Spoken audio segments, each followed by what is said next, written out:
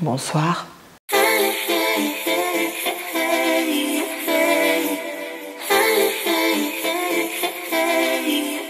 Bonjour à tous et bienvenue dans une nouvelle vidéo. J'espère que vous allez bien et que tout votre entourage se porte bien. Alors oui, je suis au courant, mon soutien-gorge est droit, mon débardeur ne l'est pas. J'ai mon micro ici, ça ne ressemble strictement à rien, mais je m'en fous. Nous sommes cette fameuse journée où il fait 40 degrés. J'avais juste envie de tourner une vidéo et franchement, je m'en fous de quoi j'ai l'air. Et puis, soyons honnêtes, nous sommes là pour le contenu. Aujourd'hui, on se retrouve pour une nouvelle vidéo analyse produit. Alors, vous avez été nombreux à m'en demander une analyse produit sur les crèmes solaires. Alors, il y avait Vichy, Nivea, La Roche-Posay, Avène, enfin, il y avait des demandes de partout. Sachez que, tout d'abord, sur mon blog, en format article, il y a des analyses de crèmes solaires que j'avais déjà faites auparavant. Également, il y a des propositions d'alternatives, etc. Mais je me suis dit, bon allez, je vais faire une petite analyse produit, ça fera du bien, ça sera un bon petit rappel pour tout le monde. Et donc aujourd'hui, nous allons analyser la crème solaire de la marque Avène. Alors, pourquoi j'ai choisi Avène? Parce qu'il faut savoir que ce soit cette composition-ci, ou leur crème de jour, ou leur crème de nuit, etc. Dites-vous que la composition est aussi cracra. De plus, la composition de leur crème solaire est quasiment similaire à d'autres crèmes solaires. Je vous invite d'ailleurs à aller lire les articles. Je pense que j'avais analysé Nivea, Vichy et Garnier aussi. Bref, des crèmes solaires assez connues et utilisées fréquemment par beaucoup de gens. Avant de commencer l'analyse, il y a quelque chose de très important à savoir et que j'essaie de le rappeler à chaque fois. Mais lorsque vous mettez un produit sur votre peau, les ingrédients du produit font le chemin suivant. Épiderme, derme, hypoderme et flux sanguin. Donc tout ce que vous mettez sur votre peau se retrouve dans votre flux sanguin et donc a un impact sur votre santé. Non seulement ça peut avoir un impact sur votre peau, mais également sur votre santé et également sur l'environnement. Dans ce cas-ci, les crèmes solaires, on le sait, ça a fait polémique tout un moment où on s'est vraiment rendu compte que les ingrédients étaient très mauvais pour les mers, les océans, les animaux en général qui vivent dans les milieux aquatiques. Au niveau des victimes dans les océans, je pense donc aux coraux. Pour ceux qui ne le savent pas, il y a plus ou moins 14 000 tonnes de crème solaire par an qui se déposent sur les récifs coralliens. De là, certains filtres UV vont venir se déposer sur les coraux et vont les durcir à ce qu'on appelle l'état larvaire et les enfermer dans leur propre squelette. Donc ils vont vraiment les étouffer. Et on a ensuite les microalgues qui elles sont nécessaires à la survie des coraux et que nos crèmes solaires vont affecter, vont blanchir et suite à ça elles peuvent en mourir. Mais le plus important, enfin il n'y a pas vraiment de plus important, c'est important dans tous les cas, les phytoplanctons. Donc les phytoplanctons, ils sont vraiment à la base de la chaîne alimentaire marine. Et le problème avec les filtres UV de certaines crèmes solaires, c'est qu'ils vont leur provoquer un état de stress, qui vont venir les affaiblir et limiter leur état de croissance.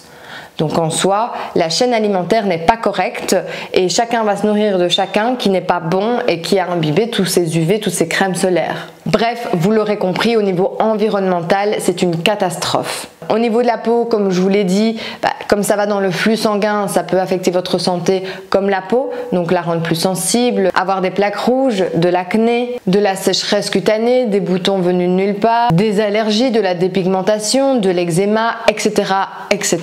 Bref, sans plus attendre, commençons l'analyse produit. Alors, comme je vous le disais, j'ai choisi la crème solaire de Avène. Je vous avoue, j'ai pas cherché bien loin. J'ai tapé Avène, j'ai pris la première crème qui venait en image. J'ai checké dans les informations s'il y avait la listing key. Elle était là, je l'ai pris, j'ai décortiqué. Il est possible donc que la formule ait changé. De là à passer en bio et en 100% naturel, c'est impossible. Déjà, Avène ne fait pas de naturel et ne fait pas de bio. Et ici, on est sur un SPF 20. En premier ingrédient, on a de l'eau, donc jusque là ça va, comme je vous l'ai toujours dit, l'eau fait partie en grande majorité de la composition des cosmétiques. Nous avons ensuite de l'éthylexyl méthoxycinamate et là ça commence à se corser. Nous sommes déjà au deuxième ingrédient et nous avons déjà un perturbateur endocrinien. Inutile de vous rappeler ce que fait un perturbateur endocrinien sur le corps, quelles conséquences il a sur le corps, sur le système endocrinien et donc hormonal de l'homme et de la femme, sur la fertilité, etc., etc. Donc ici, nous sommes sur un ingrédient synthétique qui est controversé et qui perturberait également le fonctionnement œstrogénique et thyroïdien. Bon, troisième ingrédient, ça commence déjà bien. Alors en troisième ingrédient, on a la glycérine. Alors là, elle peut être synthétique, comme végétale, comme animale. Le truc que je rappelle à chaque fois, c'est que si l'ingrédient est végétal, la marque doit l'indiquer. Ici, la marque n'indique absolument pas qu'il y a un ingrédient naturel ou végétal. Donc nous sommes sur un ingrédient synthétique ou animal. J'espère pour eux que ce n'est pas animal, donc je parierai plus pour synthétique. La glycérine en soi n'est pas très dangereuse, elle est bonne pour la santé. C'est un additif hydratant et adoucissant. Il y a juste que certaines études disent qu'à forte dose, elle pourrait être desséchante. Ici, elle est en troisième ingrédient, donc à voir, mais je n'en sais pas plus à ce sujet.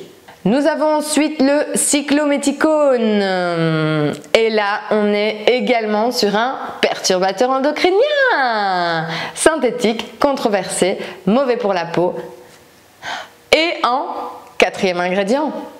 Nous sommes donc à 4 ingrédients. Et sur les 4, nous en avons 2 pourris, un normal et un naturel. Donc le cyclométhicone, c'est quoi? C'est un mélange de polymères de synthèse chimique. Donc en gros, tout ce charabia, ça veut simplement dire que c'est synthétique et chimique. Et qui fait partie de la famille des silicones. Les silicones, ça fait quoi? Ça bouche les pores, ça va venir se poser et mettre un effet doux, lisse, alors que tout simplement, ça va venir empêcher tout ingrédient de venir apporter ses propriétés dans la peau. J'avais également fait quelques recherches et je me permets. Lors de différents tests, une étude a montré que les souris développeraient un cancer de l'utérus, mais le mode d'action sur l'homme ne peut pas être établi. Classé réprotoxique, donc tout phénomène toxique, donc il y a une toxicité, pouvant altérer la fertilité de l'homme ou de la femme, ou altérer le développement de l'enfant à naître, donc avortement, malformation, etc. Au niveau écologique, ils sont persistants, bioaccumulables et toxiques. J'ai envie de vous dire, mais il est super cet ingrédient. On enchaîne ensuite avec l'éthylexyl palmitate. Alors là, il est animal, végétal ou synthétique. On retire animal, on retire végétal, il est synthétique. C'est un additif tout simplement qui est utilisé comme émollient et qui va permettre de lisser et d'assouplir la peau. Il peut par moment être utilisé aussi comme agent parfumant. Nous avons ensuite du glycéryl stéarate, qui là aussi peut être synthétique ou végétal ou animal. Pareil, c'est un additif utilisé comme émollient, mais aussi comme agent émulsifiant. En gros, il va permettre d'apporter l'onctuosité au toucher. On a ensuite le stéaryl alcool. Et là, on est sur de l'alcool, mais d'origine synthétique ou animale. Donc on retire le animal et j'espère pour eux que c'est synthétique. On est donc sur la famille des alcools. Comme on le sait, l'alcool peut être irritant. Donc dans ce cas-ci, c'est irritant pour la peau. Nous avons ensuite, et là, je me permets parce que... bis-éthylexyloxyphénol, méthoxyphényltriazine. Je ne sais pas qui a inventé ces noms, mais...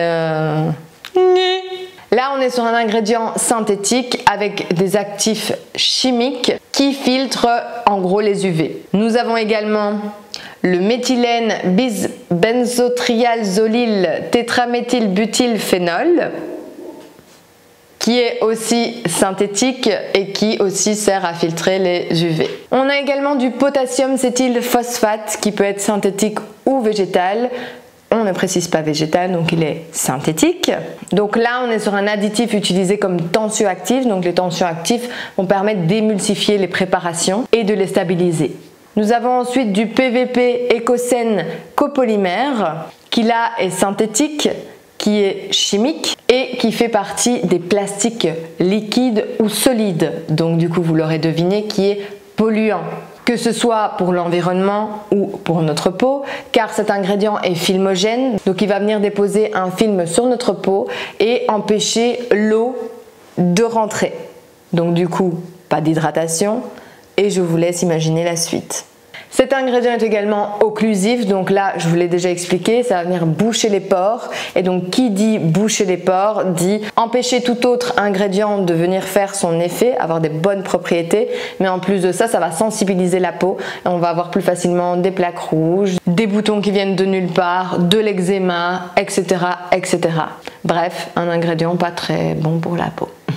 On a ensuite du butylparabène. Là, on est sur du synthétique, du chimique et sur un petit copain, le perturbateur endocrinien. Je vous évite encore une fois de vous répéter ce qu'est un perturbateur endocrinien. En général, je le fais toujours en début de vidéo, comme ça après on enchaîne parce que je me doute que ce soit pour vous ou pour moi, c'est assez long ce genre de vidéo analyse produit. En gros, on le sait, on veut juste savoir si c'est de la merde ou pas. Je rajoute également que le butylparabène et ses sels activeraient les récepteurs aux œstrogènes chez l'humain, ce qui pourrait avoir pour conséquence des troubles de la fertilité chez l'homme et favoriser le cancer du sein chez la femme. Il est interdit dans les produits de soins destinés aux enfants de moins de 3 ans. On l'aime bien celui-là. Ouais, on l'aime bien. On a ensuite le caprylique. Caprique triglycérides. J'ai toujours du mal de dire celui-là, donc je préfère prendre mon temps. Il peut être synthétique ou végétal, dans ce cas-ci il est synthétique. Il sert d'émollient, d'hydratant, de solvant, d'agent masquant, etc., etc. Nous avons encore ensuite un ingrédient super sympathique, le disodium EDTA, qui est synthétique, controversé, irritant, polluant. Et en fait, ce sont des ingrédients qui vont venir capter et retenir des substances, des ingrédients comme par exemple le calcium, le magnésium, donc des choses que nous avons besoin pour vraiment les retenir et les enfermer. Donc en gros, on n'y a pas accès quoi. Ils sont également très irritants pour les yeux et sont également source d'eczéma.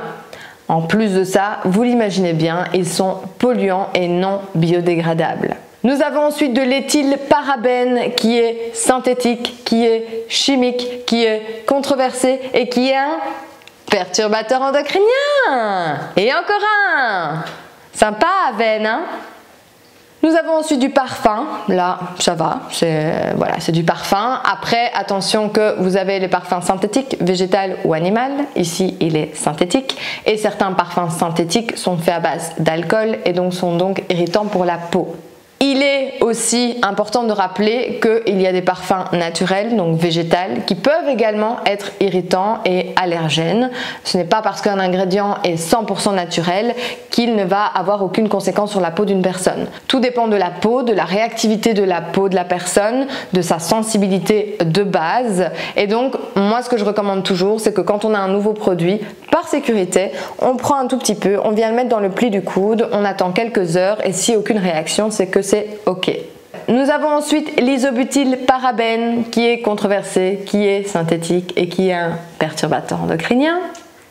Je ne vous explique plus, hein, mais on enchaîne. On a enfin un petit ingrédient naturel, minéral même, le magnésium aluminum silicate. Là, on est sur une origine minérale. En gros, c'est une sorte de poudre qui ressemble un peu à l'argile, qui est utilisée comme base dans les produits en poudre, mais c'est également opacifiant, épaississant et absorbant. On a ensuite du méthylparabène, chimique, synthétique, controversé et perturbateur endocrinien.